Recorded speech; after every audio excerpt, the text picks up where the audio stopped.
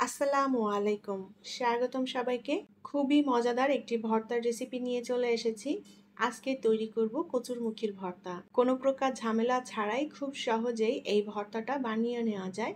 আর আজকে যেভাবে এই কচুরমুখির ভর্তাটা তৈরি করেছি, এভাবে তৈরি করলে খুবই টেস্টি হয় খেতে। সাদা ভাতের সাথে দারুণ লাগে। তাহলে চলুন আজকের কচুরমুখির ভর্তা কিভাবে তৈরি করি সেটা দেখে নেই। আমি এখানে পরিমাণ মতো কচুরমুখী নিয়ে নিয়েছি। যতটা ভর্তা তৈরি করতে চাই, যে যতটা তৈরি করবেন কচুরমুখী সেভাবে নিয়ে নিতে হবে। কচুরমুখী খুব ভালোভাবে ধুয়ে পরিষ্কার করে নিয়েছি, খোসা সহই নিয়েছি কচুরমুখীগুলো। এখন এই কচুরমুখী আমি ভালোভাবে সেদ্ধ করে নেব। সেদ্ধ করার অংশটা আর দেখাচ্ছি না, শুধুমাত্র পানি দিয়ে খুব সুন্দর করে সেদ্ধ করতে হবে।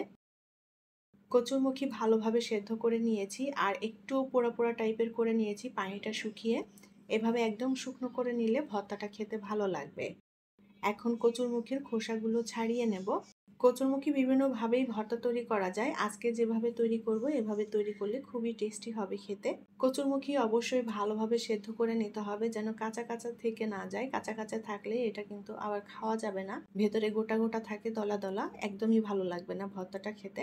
সব কচুরমুখির খোসাগুলো ছাড়িয়ে নিয়েছি। এখন ভর্তাটা তৈরি করে নেব। আমি প্রথমে পেঁয়াজ কুচি নিয়ে নেব। এখানে মিডিয়াম সাইজের একটা পেঁয়াজ কুচি করে নিয়েছি। 2টা কাঁচামরিচ কুচি করে নিয়েছি এখানে। লবণ দিয়ে দেব স্বাদ মতো। আর দিয়ে দেব সরিষার তেল। এখন এর মধ্যে দিয়ে দেব একটু তেঁতুল। এই তেঁতুলটার কারণেই ভর্তার স্বাদটা দ্বিগুণ পরিমাণে বেড়ে যাবে। কচুরমুখিটা তেঁতুল দিয়ে ভর্তা করলে খুবই ভালো লাগে খেতে। আর দিয়ে দেব শুকনো মরিচ মাখা।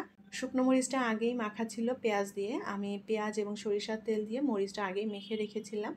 এখন পেঁয়াজ মরিচের সাথে তেঁতুল খুব ভালোভাবে চটকে মেখে নেব। আমি এখানে কাঁচামরিচ এবং শুকনো মরিচ দুইটাই ব্যবহার করেছি, এতে করে ভর্তার টেস্টটা বাড়বে। যে কোনো এক ধরনের মরিচ দিয়ে ভর্তাটা মেখে নেওয়া যাবে। আর তেঁতুল দিলে ভর্তার স্বাদটা অনেক গুণে বেড়ে যায়, একটু টক টক হয় খেতে। এই ভর্তাটা খুবই ভালো লাগে। তেঁতুল বাদ দিয়েও এই ভর্তাটা তৈরি করে নেওয়া যাবে। পেঁয়াজ মরিচের সাথে তেঁতুলটা খুব সুন্দর করে মেখে নিয়েছি। এখন কচুরমুখিগুলো ভালোভাবে চটকে মেখে নেব। কচুরমুখিগুলো খুব সুন্দর মতো সেদ্ধ হয়েছে। কচুরমুখিটা যদি ভালোভাবে সেদ্ধ হয় খেতেও ভালো লাগবে ভর্তাটা। সবকিছু একত্রে ভালো করে মেখে নেব। আর মেখে নিলেই ভর্তাটা তৈরি হয়ে যাবে। যারা কচুরমুখির ভর্তা খেতে পছন্দ করেন তাদের কাছে ভীষণই ভালো লাগবে এই ভর্তাটা। আর বাটাবাটির কোনো ঝামেলায় নেই, খুব সহজেই তৈরি করে নেওয়া যায়। সুন্দর করে ভর্তাটা মেখে নিয়েছি। কচুরমুখির ভর্তাটা তৈরি হয়ে গিয়েছে। এখন এটা পরিবেশন করব। তৈরি হয়ে গেল দারুণ মজাদার এবং টেস্টি কচুরমুখির ভর্তা। সাদা ভাত দিয়ে খেতে জাস্ট অসাধারণ লাগে। আশা করছি ভালো লেগেছে আজকের কচুরমুখির ভর্তা। আমার রেসিপিগুলো যদি আপনাদের কাছে ভালো লেগে থাকে তাহলে প্লিজ লাইক, কমেন্ট এবং শেয়ার করবেন। পরবর্তী রেসিপি দেখার আমন্ত্রণ জানিয়ে বিদায় নিচ্ছি। আল্লাহ হাফেজ।